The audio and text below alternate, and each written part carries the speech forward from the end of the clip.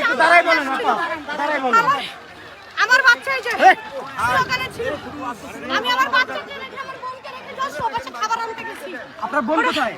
আমার বোন বাচ্চাকে পাচ্ছি না, আমি এখান থেকে বের হওয়ার পরে হামলা করছে। ওখান থেকে আসতে আসতে আমার বোন বাচ্চা কই আছে আমি জানলাম, এতক্ষণ আপনাদের কাছে চিল্লাইতাম না। আমার বাচ্চার নাম রাইয়ন। আমার নাম এই যে আমার বাচ্চা স্লোগান দিতেছিল। এই যে এতক্ষণ আচ্ছা কখন আসছিলেন? কখন মাগরিবের পর আমরা আন্দোলন মাগরিবের সেখানে আগে ছিল? থেকে আসছি। আপনার নাম কি?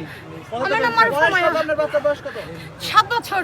আপনি কি এই আন্দোলনে এসেছিলেন? জি জি জি, আমি বাচ্চার খাবার এবং পানি আনতে ভাস্কর্যের দিকে গেছি। কখন থেকে পাচ্ছেন না? আমি আমার বাচ্চাকে রেখে ও বাস গিয়ে খাবার কিনতে কিনতে এদিকে হামলা। এই যে আমার বাচ্চা, আমি কোনোভাবে আমি আমার বোনের সাথে যোগাযোগ করতে পারছি না। আমি আমার বাচ্চা চাই। কিভাবে প্রশাসন দিবে আমি জানি না আমার বাচ্চাকে। এই পরিস্থিতি আমি নিয়ে কি সুস্থ। বলবেন? আমি কি বলবো? আমি চাই যে ইন্টেরিয়াম এই মুহূর্তে নিজেদের মূল আনিয়ে দেশ ছাড়ুক।